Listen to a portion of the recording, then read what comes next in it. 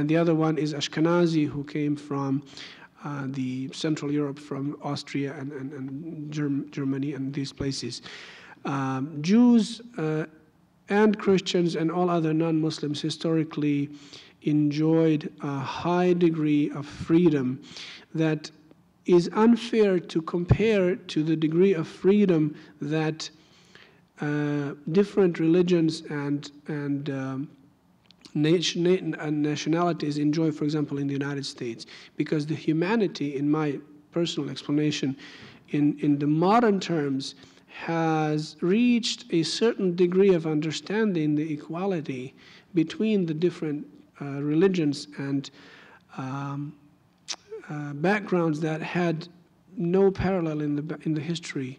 But if you compare Islamic teachings and the teachings of any other religion, or between to the teachings of or to the historically to the fact where the lands were dominated by non-Muslim religions, within the Islamic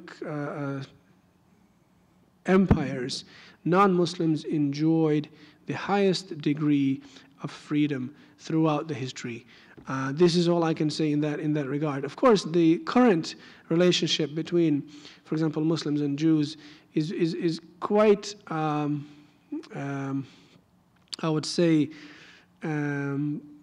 there is this, of course, the issue of the Middle East, Israel and Palestine, and that really, I would say, blocks the perception of the historical protection that Jews enjoyed in the Muslim country throughout the history, and Jews in Israel that lived, or their forefathers that lived back in like 200 years or 100 years ago, will witness to this historical fact.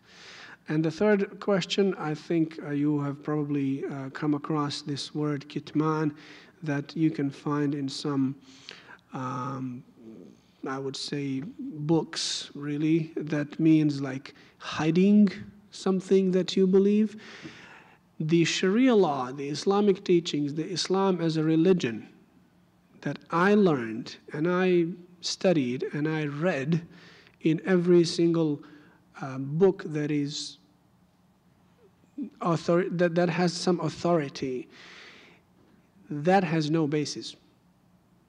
Okay, that has no basis whatsoever, because if you look at the time of the Prophet Muhammad, peace be upon him, and all of this started, the story of Islam, Muslims wanted to tell the people what they believe. And this is why the early Muslim community was persecuted in Mecca, and they had to leave to Medina to form the first Muslim community ever.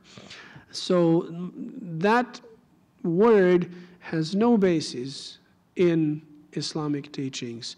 Some may interpret it this or that way, but the way I was taught and learned, it has no basis whatsoever. You cannot hide what you believe if you want to practice your religion truly. This is how I understand my religion.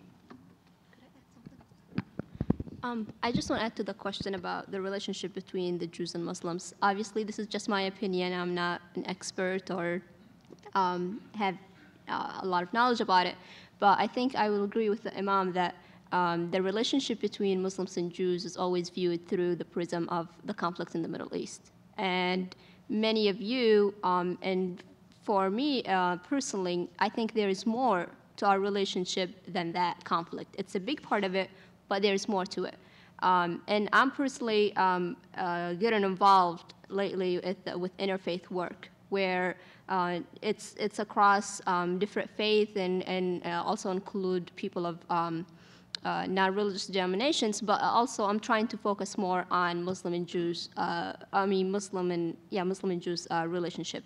And I know there are a lot of young people of the Jewish faith who believe the same way I do, and we try to look at a relationship aside, obviously addressing the problem of the Middle East, but also looking at it, what are we as American Muslims and American Jews, what is the relationship between those two groups, and what could we do for our country, and also address other problems. So, and this is not just, this is not a unique example. There are a lot of groups and a lot of people who are trying to bridge that gap and try to present the positive view of the relationship between these two groups, aside from what's presented in the media. And I think if the relationship is hostile in the Middle East, here and in other places, we're just living with each other. You know, nobody really is doing anything to anyone else, and that's not a negative thing. But we need to go past that point and interact more with each other. Yeah, and just a quick comment on this. I think this is just another good example of how geopolitical issues are sometimes portrayed as perhaps differences on religious grounds. Muslims and Jews are both Abrahamic faiths, and there is not supposed to be any difference at all in our fundamental beliefs.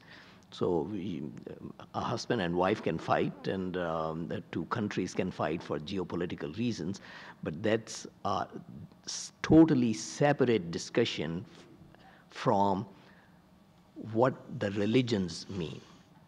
Prophet Abraham is highly revered in Islam, and actually we are proud to consider ourselves to be descendants of him. In the Quran, Abraham is referred to by the Lord as my friend. So we are all Abrahamic faiths. The differences that we may have today may be geopolitical or socio-political. They are not rooted in the fundamental teachings as they come from the Lord. I think that's an important difference that we many a time tend to overlook.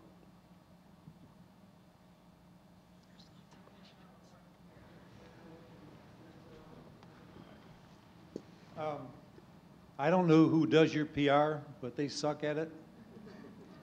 I'm a Presbyterian. If I want to find out what the Presbyterian Church, I would not go to a minister to ask about the church. I go to a place where that denomination dominates, and I'd find out how people are living there. You've done a nice job here today. I really appreciate it. It's very informative. But the fact is, if I want information about the Muslim faith, I'm going to go to a Muslim-dominated country. And the picture I get from that Muslim-dominated country is certainly very different than the picture you just painted here. You may be absolutely dead correct, but that view is not shared universally. I have a question. You made it very clear that Muslims are ordained to honor and respect the laws of the country in which they live. How do you explain the rioting in Spain and in France and in England for the Muslims? They want Sharia law. They won't settle for anything less. We've got the same problem in Dearborn. How do you explain that inconsistency? Well, I cannot speak for the, I'd say, minority or for certain individuals in certain places of the world, such as England, France, or places that you mentioned. But if they propose or if they teach anything other than the Sharia law, the real Sharia law, then it is their own worldview that they have. Not all the Muslims are perfect Muslims, obviously, and there are extremists in every religion and in every race, including Islam, and there is no doubt about that. I would again connect to the answer of Brother Asif. You know, I would say that some of these reasons may be sociological, certain underprivileged maybe parts of the society or whatnot. But again, I can only say again whatever I said about the Sharia law that I know is the Sharia law. What some people may interpret, the way that they may interpret the law, again, it may be something that they own. It's their own individual interpretation that is really not true. Another thing, when you say you want to know about Muslims, you look at the Muslim country. Well, how do you look at that Muslim country? Do you look at through the CNN or Fox News, or do you really go there and live with the Muslims and get to know them?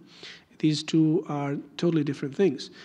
We see Muslim countries on TV through the stories of violence, stories of something that the viewers, something that will catch the attention of the viewers.